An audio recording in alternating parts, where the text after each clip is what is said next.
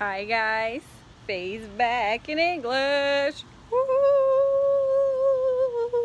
So people were asking me, especially Michael, I know you've been sending messages through the comments here on the channel for me to record videos in English as well. And you guys know I do have a playlist where I post my uncut series, and also I have all the other playlists where I should be editing, but I'm like a lazy bitch and I don't do as much, but I would try my best to keep up with that.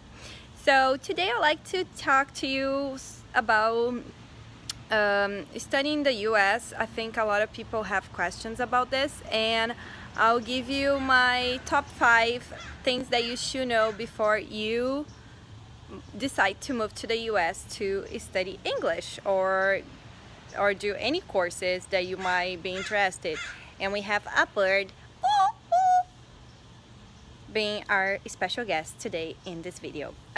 So if you're going to study English, I think it's good if you find roommates that also speak the language, the English language, because in that way you will practice as much as possible, and also will help you if you need to take such tests like the TOEFL, which you will need to have a good understanding of the language. And if you have the everyday conversational atmosphere in your home, that will help you even more to go well in the TOEFL.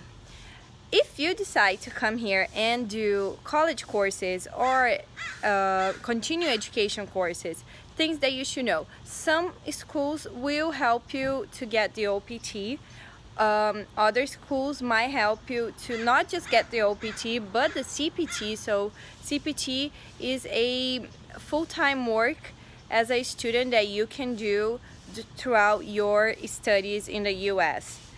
There's a lot of rules. The US students visa system with the Homeland Security is really hard, but there are some ways that you can manage to study and work at the same time. Other options, if you don't have the means to just come and study and have support of your family, you can also work on campus, which is also a good option in case you need to make some extra cash and pay for your studies.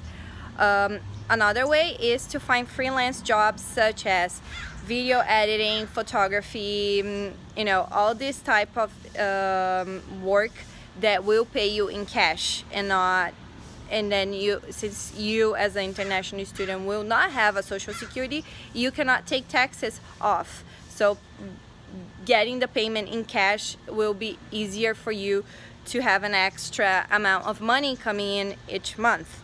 Let's see what else.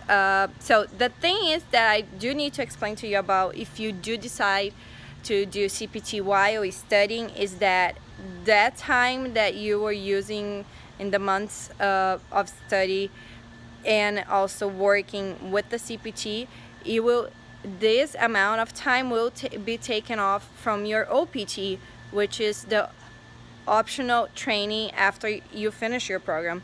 So you need to be really sure that you prefer to just do some months of CPT, or if you prefer to just completely not work through like the school system, which is the CPT, which we kind of call like as a paid internship. So you kind of like have to decide if you want to do that, because then you're not gonna have a full year of OPT. Also, I like to always tell people, if you have the chance to take a look at the STEM programs, they do have a longer OPT options. Some run almost, I think, like 24 months. So it gives you like 2 years of work in the US. So take a look at the STEM courses. I don't know if this is like something that you guys want to know more about, like studying the US and like how to make things work here.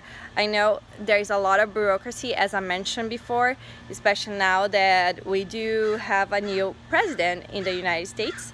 So things will start to get a little bit harder for international students as well.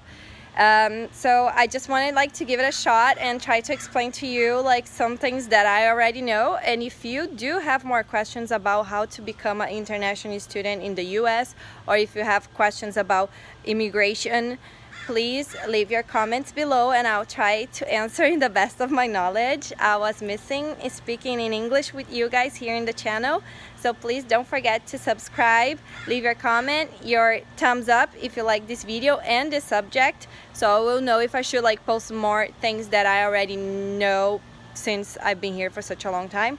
I hope that will help you also like to decide if you should move here or look for another country to pursue your studies. And this is it, guys. I hope you have a good day and